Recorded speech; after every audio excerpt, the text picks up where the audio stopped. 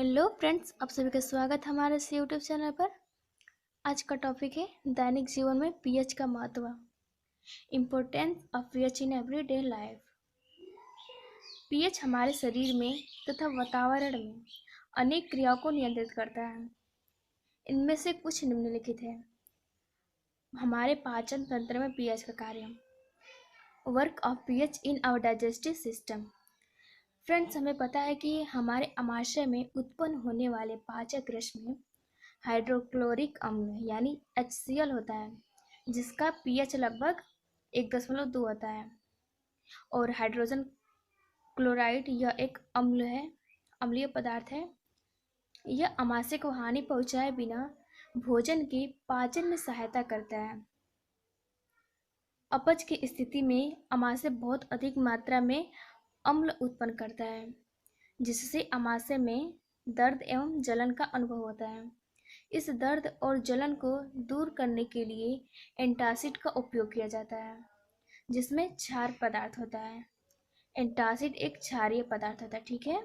यह क्षार अम्ल की अधिक मात्रा को उदासीन कर देता है, क्योंकि अम्ल प्लस क्षार को रिएक्ट कराते हैं तो उदासीन का निर्माण होता है, और उदासीन का पीएच मान होता है 7, ठीक है। इसके लिए मैग्नीशियम हाइड्रॉक्साइड MgOH का ट्वाइस जैसे दुर्बल क्षार का उपयोग किया जाता है, जिसे मिल्क ऑफ मैग्नीशिया भी कहते हैं। इसी प्रकार दूसरा है पीएच परिवर्तन के कारण दंत क्षय। PH change is the cause of tooth decay. हमारे दांतों पर एक कठोर पदार्थ होता है, जिसे कैल्शियम फास्फेट की परत होती है। कैल्शियम फास्फेट को इनेबल भी कहते हैं। यह शरीर में सबसे कठोर पदार्थ है और यह हमारे दांतों को क्षरण से रोकता है। किंतु हमारे मुंह का पीएच मान 5.5 से कम होने पर एनामल का संक्षरण होने लगता है, मतलब यह नष्ट होने लगता है।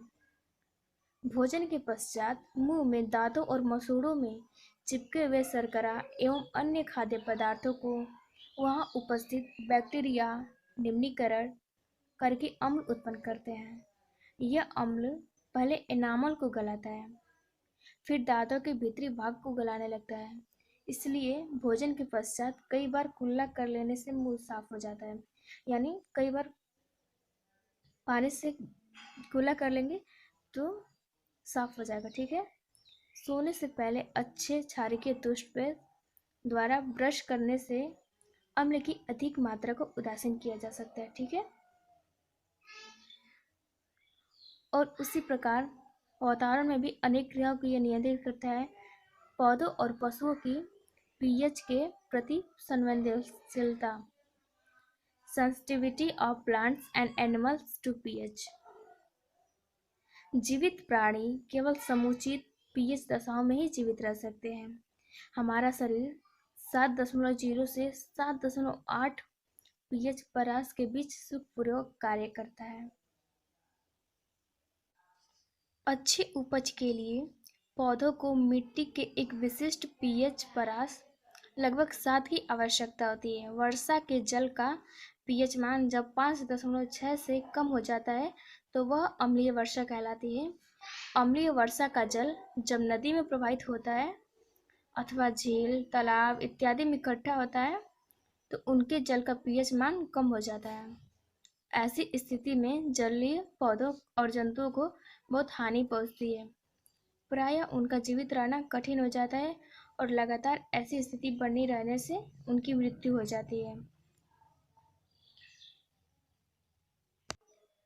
अगला हेडिंग है सूचक, इंडिकेटर्स। सूचक वे पदार्थ हैं जिनका उपयोग आयनात्मक विश्लेषण में किसी रासायनिक अभिक्रिया के पूर्ण होने की जानकारी प्राप्त करने में होता है। दूसरे शब्दों में इनका उपयोग अंत बिंदु ज्ञात करने में होता है। सूचक कई प्रकार के होते हैं, परंतु यहाँ केवल अम्ल क्षार सूचकों का वर्णन किया जाएगा। अम्ल क्षार सूचकों को हाइड्रोजन आयन सूचक या उदासीनीकरण सूचक भी कहते हैं। अम्ल क्षार सूचकों का रंग अम्लीय तथा क्षारीय माध्यमों में भिन्न होता है, अर्थात पीएच मान में उचित परिवर्तन के साथ इनके रंग में परिवर्तन हो जाता है। अतः अम्ल क्षार सूचक वे पदार्थ हैं जिनका अम्लीय विलयन में केवल एक रंग तथा क्षारीय विलयन में दूसरा रंग होता है। अर्थात पीएच मान में उचित परिवर्तन के साथ इनके रंग में परिवर्तन हो जाता है। जैसे लाल लिटमस पेपर होता है, उस पर कोई भी क्षारीय पदार्थ पड़ता है तो वह नीले कलर में बदल जाता है। इसी प्रकार नीले लिटमस पेपर पर अम्लीय पदार्थ कोई पड़ता है तो वह लाल हो जाता है, उसी को सूचक कहते हैं। देखिए फ्रेंड्स, यहाँ पर सूचक के नाम दिए गए हैं मेथिल ऑरेंज, लिटमस, फिनाल थैलेन। तो देखिए मेथिल ऑरेंज का जब पीएच मान कम होता है, देखिए 3 से 4 के बीच होता है तो लाल होता है, और जैसे जैसे उसका पीएच मान अधिक होते जाता है वो पीले रंग में परिवर्तित हो जाता है। इसी प्रकार लिटमस है, तो ये जब इसका पीएच कम होता है तो ये लाल होता है, और जब अधिक हो जाता है तो नीला हो जाता है। फिनाल्फथैलीन भी इसी प्रकार है, रंगहीन होता है जब पीएच मान उसका कम होता है तो, और देखिए जैसे बढ़ता है वो गुलाबी हो जाता है।